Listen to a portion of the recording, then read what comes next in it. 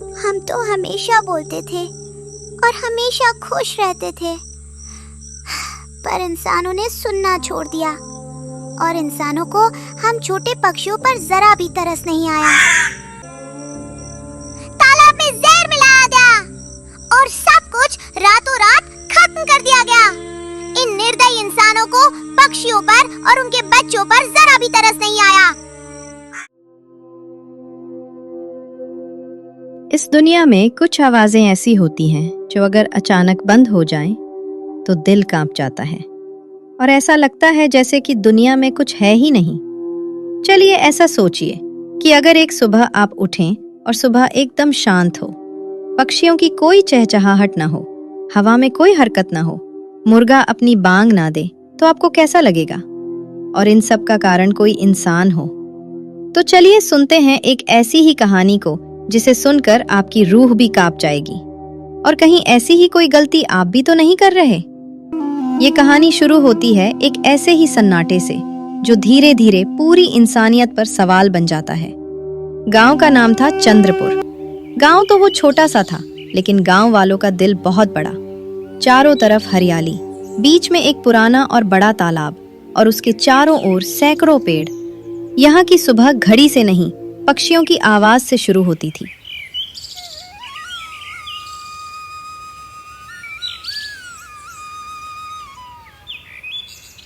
सभी गांव वाले घड़ी देखकर नहीं उठते थे, वो उठते हैं पक्षियों की आवाज सुनकर। सारे ही गांव वालों को पक्षियों की आवाज बहुत मधुर लगती थी। यहाँ के लोगों का मानना था कि गांव के लोगों के लिए पक्षियों की आवाज बहुत शुभ थी। कुछ लोग तो ऐसा भी कहते थे कि अगर कभी चंद्रपुर में पक्षी चुप हो गए, कभी पक्षियों की आवाज आना बंद हो जाए, तो समझ लेना कुछ बहुत बड़ा अनर्थ होने वाला है। और वही इसी गांव में रहता था 12 साल का एक लड़का, मधुर। साधारण कपड़े, सीधी सी चाल, लेकिन आंखों में कुछ अलग चमक। उसकी आंखों में एक अलग सा तेज था। मधुर को पक्षियों से बातें करना पसंद था और वो रोज पक्षियों को दाना डालता, पानी पिलाता। उसका दिन का ज्यादा से ज्यादा समय पक्षियों के साथ निकलता था। गांव के लोग मधुर को देखकर बहुत हंसते थे, उसका बहुत मजाक बनाते थे, लेकिन मधुर को कोई फर्क नहीं पड़ता था। वो किसी गांव वाले की किसी भी बात को अपने दिल पर नहीं लेता था और अपनी ही दुनिया में मगन रहता था। और पक्षियों के साथ तो वो ऐसे रहता था कि जैसे उसे सब पक्षियों की आवाज समझ आती हो।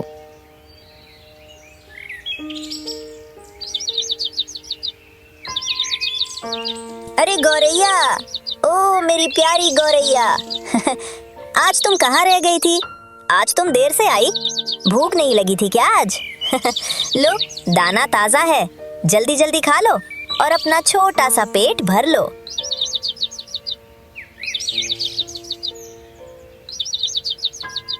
वो गौरैया से बिल्कुल ऐसे बात कर रहा था कि जैसे वो उन्हें प्यार से समझता हो, और शायद सच में वो उन पक्षियों को समझता भी था।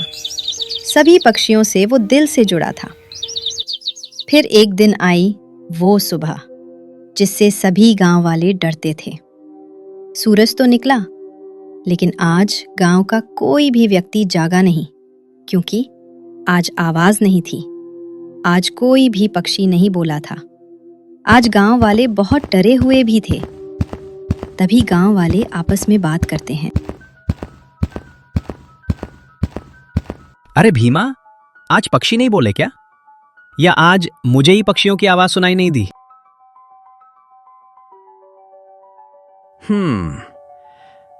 अरे नहीं भाई, आज तो हमने भी पक्षियों की आवाज नहीं सुनी। पर भाई तुम घबराओ मत, लगता है कि शायद बारिश आने वाली है, इसीलिए पक्षी आज अभी तक नहीं चहके हैं।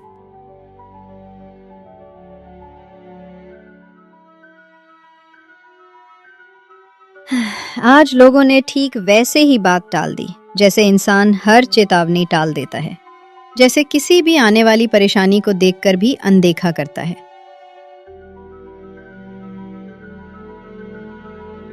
लेकिन आज दूसरा दिन, फिर वही सन्नाटा। आज भी पक्षियों की कोई आवाज नहीं आई। और फिर तीसरा दिन, और ज्यादा सन्नाटा। अब हवा भारी लगने लगी थी। पेड़ भी जैसे कुछ कहना चाहते हों, दूर दूर तक कहीं कोई आवाज नहीं। अब तो मधुर को भी चिंता होने लगी थी।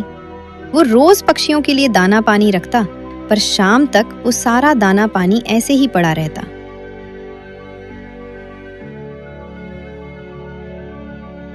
चौथे दिन सुबह मधुर रोज की तरह पीपल के पेड़ के नीचे गया। रोज की तरह दाना पानी रखा, पर दाना खाने कोई नहीं आया।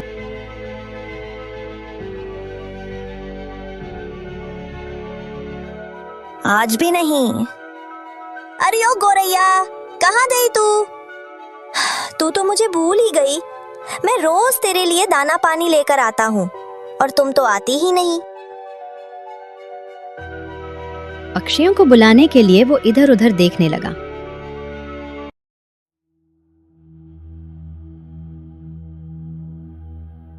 तभी उसकी नजर जमीन पर पड़ी, और जो उसने जमीन पर देखा उसे देखकर वो चौंक गया। जमीन पर थी एक मरी हुई गौरैया। नहीं, ऐसा नहीं हो सकता। तुम तो रोज आती थी। क्या हो गया तुम्हें? उसकी आंखें भर आईं। आज मधुर बहुत दुखी था, मानो कि उसका कोई अपना उससे बहुत दूर चला गया हो। लेकिन ये तो सिर्फ शुरुआत थी।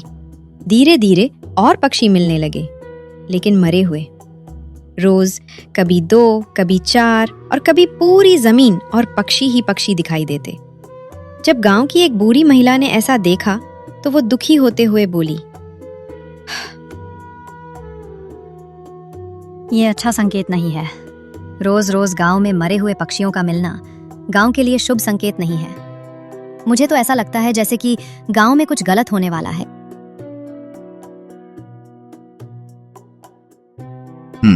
मुझे भी लगता है कि प्रकृति हमसे नाराज है, और अगर रोज रोज गांव में ऐसे ही चलता रहा तो कोई अनर्थ न हो जाए। हमें गांव की भलाई के लिए कुल देवी की पूजा रखनी चाहिए।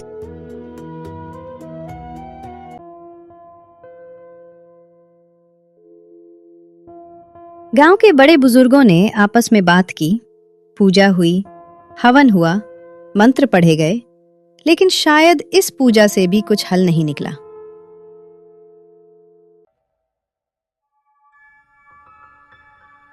सन्नाटा और गहरा हो गया। रोज रोज मरे हुए पक्षियों की संख्या बढ़ती ही जा रही थी, और मधुर तो जैसे बिल्कुल ही गुमसुम रहने लगा था।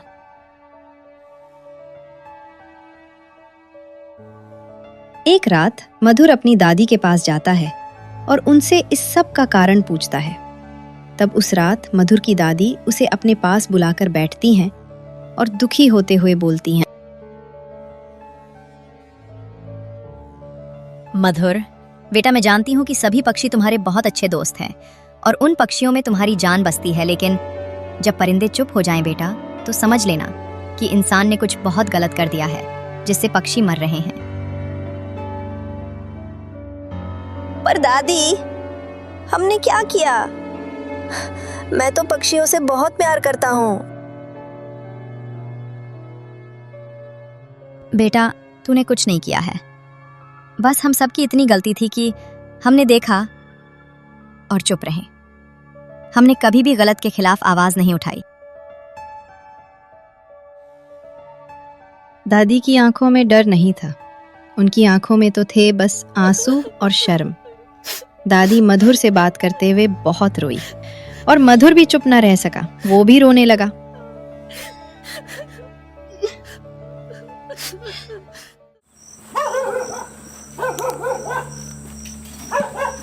और उसी रात जब पूरा गांव सो रहा था, तब अचानक मधुर की खिड़की पर कुछ आहट सी हुई। ऐसा लगा कि जैसे कोई है, ऐसा लगा कि जैसे कुछ आकर बैठा हो, और वो था एक काला दुखी कौवा।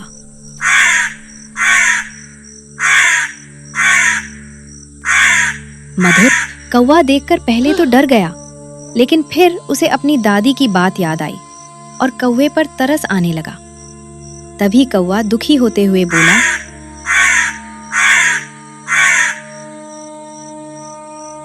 डर मत मधुर, तुझे मुझसे कोई खतरा नहीं है।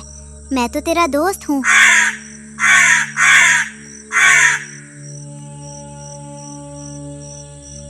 मधुर सन्न रह गया। उसने किसी पक्षी को बोलते हुए आज पहली बार देखा था।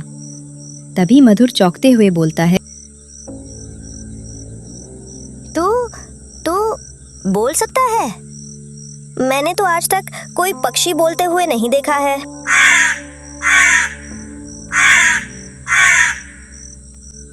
हम तो हमेशा बोलते थे और हमेशा खुश रहते थे, पर इंसानों ने सुनना छोड़ दिया और इंसानों को हम छोटे पक्षियों पर जरा भी तरस नहीं आया।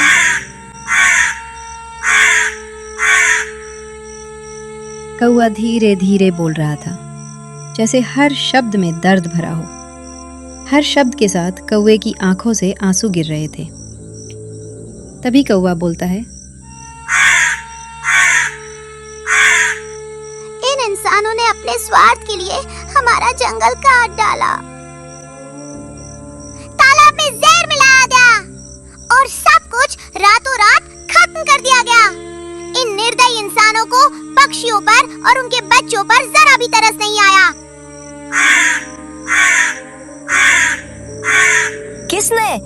किसने किया ये सब?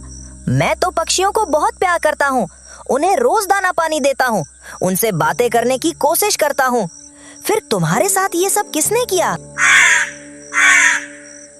मैं जानता हूँ, इसीलिए तो तुम्हारे पास आया हूँ। पर ये सब उसने किया जिसे तुम बड़ा आदमी कहते हो। अगर सच बाहर आया तो खतरा होगा और शायद हमारे साथ साथ तुम्हें भी खतरा हो सकता है। इसीलिए तुम कुछ मत करना। मैं तो अपना दिल हल्का करने के लिए तुम्हारे पास आ गया, क्योंकि मेरे परिवार के सारे पक्षी मारे जा चुके हैं। फिर भी मैं चुप नहीं रहूंगा। कोई इतना निर्दयी कैसे हो सकता है? हर किसी को जीने का और खुश रहने का अधिकार है। मैं इस बात का पता लगाऊंगा कि बेचारे पक्षियों के साथ ऐसा किसने किया। कौए ने पहली बार हल्की सी मुस्कान दी। उसे ऐसा लग रहा था कि जैसे अभी भी उम्मीद बाकी है, अभी भी सब सही हो सकता है, अभी भी पक्षी जंगल में खुशी खुशी रह सकते हैं। और फिर कौआ खुश होते हुए बोला,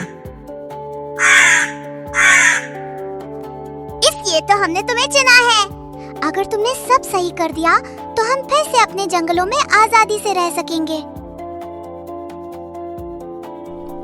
इतना कहकर कौआ वहां से उड़ गया।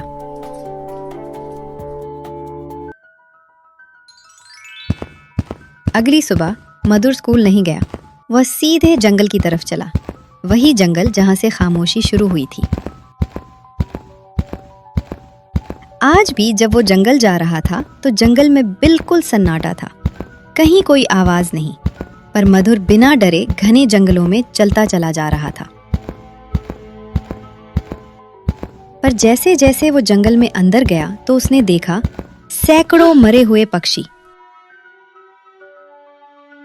दूर दूर तक जंगल में मरे पक्षियों के सिवाय कुछ नहीं दिख रहा था। पेड़ कटे हुए पड़े थे। तभी मधुर के मुंह से जोर से चीख निकली, नहीं, ऐसा नहीं हो सकता। कोई इतना निर्दयी कैसे हो सकता है? मधुर की आंखों से आंसू आ गए जब उसने देखा कि वहीं पर उसकी प्यारी गौरैया भी मरी हुई पड़ी थी। और तभी किसी के जोर से चिल्लाने की आवाज आती है, तू यहाँ क्या कर रहा है? कौन है तू और यहाँ क्या करने आया है? तुझे इतने घने जंगलों में आते हुए डर नहीं लगा? चल अब चला जा यहाँ से। मधुर ने पलटकर देखा और वो उस आदमी को देखकर चौंक गया। ये तो वही आदमी था जिसकी फैक्ट्री तालाब के पास थी। पर मधुर डरा नहीं। मधुर के सामने खड़ा था महेश बाबू, और ये महेश बाबू था गांव का सबसे अमीर आदमी, फैक्ट्री का मालिक और उन सब पक्षियों का हत्यारा और जंगल का कातिल। इतनी सुबह सुबह जंगल में आया है तू? जंगल में घूमने का शौक है क्या तुझे?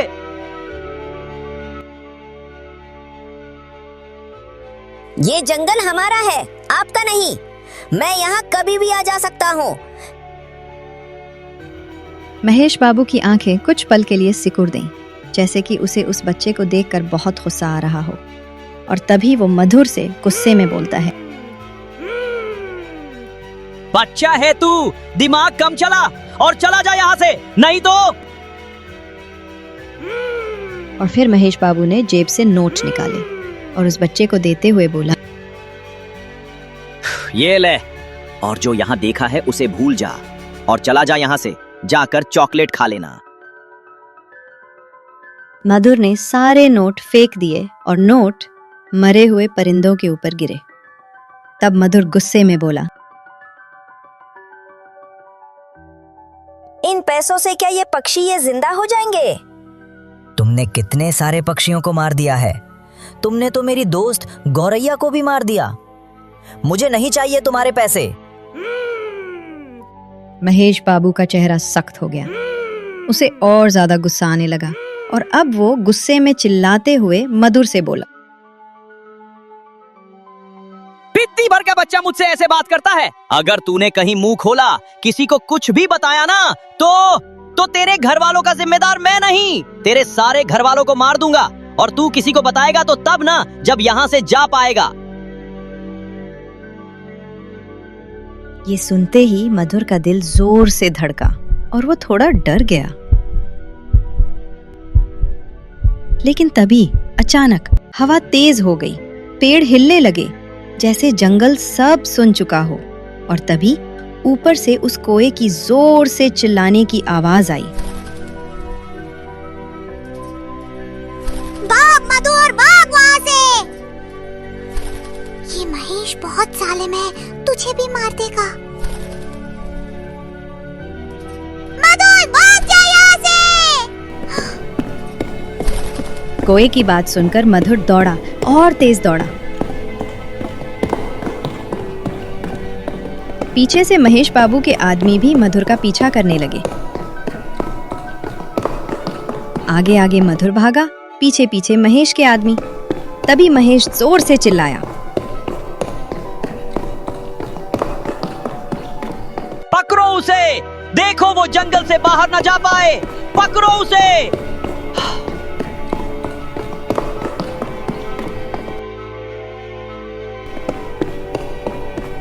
लेकिन जंगल आज मधुर के साथ था और जो बचे हुए पक्षी थे वो भी मधुर का साथ दे रहे थे। मधुर भागता रहा और जंगल के पेड़ और पक्षी महेश के आदमियों का रास्ता रोकते रहे। डालियां रास्ता रोकती रहीं, पेड़ गिरते रहे।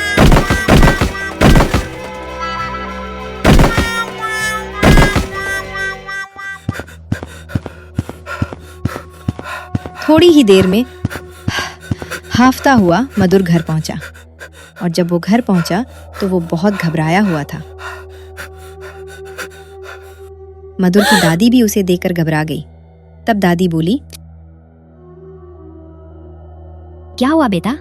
मधुर, क्या हुआ? तू इतना हाफ क्यों रहा है? क्या हुआ मेरे बच्चे, बताना मुझे, बहुत घबराहट हो रही है। और फिर मधुर टूट गया और फूट फूट कर रोने लगा।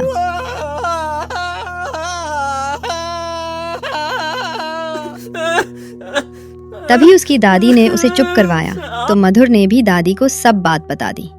तब दादी बोली, अब चुप रहने का समय खत्म हो गया मधुर। अब मैं भी चुप नहीं रहूंगी। अगर हम आज भी चुप रहें तो सारा गांव, सारा जंगल खत्म हो जाएगा। तू चल मेरे साथ।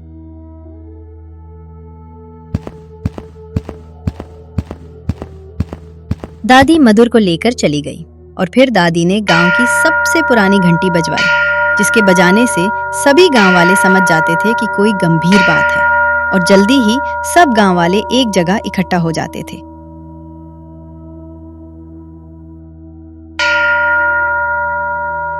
घंटी की आवाज पूरे गांव में गूंजी। सारे गांव वाले एक जगह आ गए। तभी एक गांव वाला बोलता है, क्या हुआ? आज गांव की घंटी क्यों बजाई? सबको क्यों इकट्ठा किया है? तभी मधुर निडरता से आगे बढ़ा और बोला,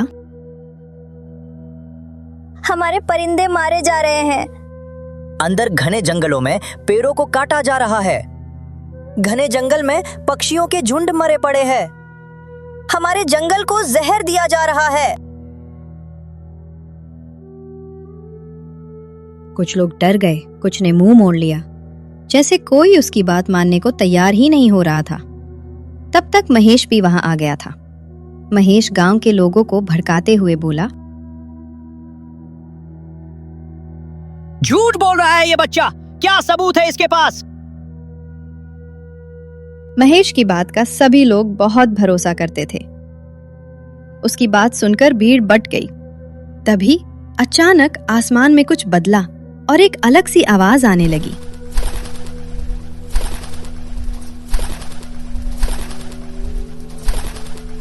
सैकड़ों पक्षी उड़ने लगे, लेकिन पक्षियों के सिर्फ पंखों की आवाज आ रही थी। वो बोल कुछ भी नहीं रहे थे, कोई चहचहाहट नहीं थी। पर तभी कौआ बोला, हम जा रहे हैं। अब इस गांव में कोई भी पक्षी नहीं रहेगा। इस गांव में पक्षियों का जीवन सुरक्षित नहीं है, क्योंकि इंसान अब भी सो रहा है और जो सच के लिए आवाज उठा रहा है उसकी आवाज दबाई जा रही है। उसे झूठा बताया जा रहा है।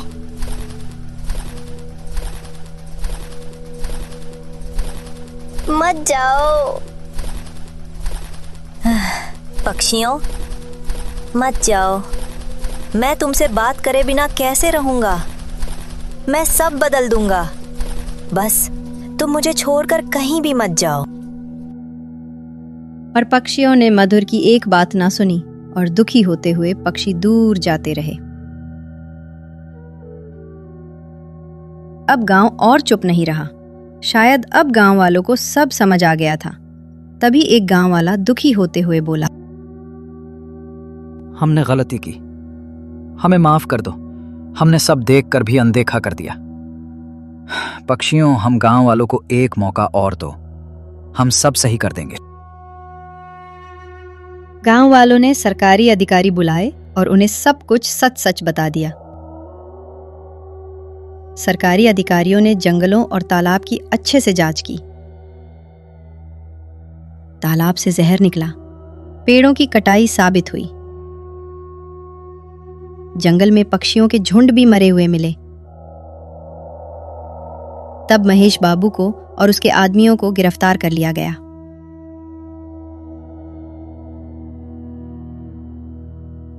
उस रात कई महीनों बाद बारिश हुई, हवा चली और अगली सुबह फिर से पक्षी चहचहाने लगे। तब दादी मुस्कुराते हुए बोली, प्रकृति ने अभी दरवाजा बंद नहीं किया, अभी भी सब सही हो सकता है। समय बीतने लगता है, गांव बदला, पेड़ लगाए गए, जंगल बचाया गया और फिर से जंगल को हरा भरा बनाया गया। और अब मधुर फिर से हर दिन पीपल के नीचे दाना पानी रखता और पक्षियों से बातें करता। और 1 साल बाद एक छोटी सी गौरैया आई और उस गौरैया को देखकर मधुर की खुशी का तो कोई ठिकाना ही नहीं था। वो खुश होते हुए जोर से चिल्लाया, आ गई, तुम आ गई। तुमने तो मुझे बहुत इंतजार करवाया। फिर और पक्षी भी आ गए। तब कौआ बोला, हम लौट आए हैं, क्योंकि इस बार इंसान बदल गया है। दोस्तों, प्रकृति दुश्मन नहीं है, वो माँ है। लेकिन माँ भी तब चुप हो जाती है जब दर्द हद पार कर जाए। याद रखना, परिंदे तभी लौटते हैं जब इंसान इंसान बनता है। ये कहानी सिर्फ परिंदों के मरने की नहीं है, ये कहानी इंसान के मरते ज़मीर की है। जब जंगल कटता है तो सिर्फ पेड़ नहीं गिरते, उसके साथ इंसान की संवेदनशीलता भी गिरती है। जब तालाब में जहर डाला जाता है तो सिर्फ पानी गंदा नहीं होता, उसके साथ हमारी आने वाली पीढ़ियां भी जहरीली हो जाती हैं।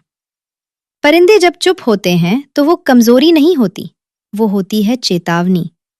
और जब इंसान उस चेतावनी को भी अनसुना कर देता है तो प्रकृति को पीछे हटना पड़ता है खुद को बचाने के लिए। इस कहानी की सबसे बड़ी सीख ये है कि बुराई हमेशा शोर नहीं करती, अक्सर वो हमारी चुप्पी में पलती है। जो गलत देखकर भी कुछ नहीं करता वो भी उतना ही दोषी होता है जितना गलत करने वाला। मधुर सिर्फ एक बच्चा नहीं था, वो हम सब की आवाज था। वो आवाज जो कहती है अगर आज नहीं बोले तो कल बोलने के लिए कुछ बचेगा ही नहीं। प्रकृति बदला नहीं लेती, लेकिन वो इंतजार जरूर करती है। और अगर इंसान समय रहते बदल जाए तो वो फिर से माफ भी कर देती है। प्रकृति को बचाना कोई एहसान नहीं, बल्कि अपने भविष्य को बचाना है। तो दोस्तों, अगर इस कहानी ने आपको थोड़ी देर के लिए भी सोचने पर मजबूर किया हो, अगर किसी एक पल में आपको लगा हो कि हाँ ये सच है, तो इस वीडियो को लाइक जरूर कर दीजिए, क्योंकि आपका एक लाइक सिर्फ हमें नहीं बल्कि ऐसी कहानियों को जिंदा रखने में मदद करता है जो कुछ सिखाती हैं। और अगर आपको लगता है कि ये कहानी हर इंसान को सुननी चाहिए तो इसे शेयर जरूर करें, क्योंकि शायद आपका एक शेयर किसी को समय रहते जगा दे। और हाँ, अगर आप ऐसी ही दिल को छू जाने वाली, सच्चाई दिखाने वाली कहानियां आगे भी सुनना चाहते हैं तो चैनल को सब्सक्राइब कर लीजिए, क्योंकि यहाँ सिर्फ कहानियां नहीं होती, यहाँ आईना दिखाया जाता है। और नोटिफिकेशन बेल दबाना मत भूलिए ताकि अगली कहानी आप तक सबसे पहले पहुंचे। मिलते हैं अगली कहानी में, तब तक याद रखना, परिंदे तभी लौटते हैं जब इंसान इंसान बनता है।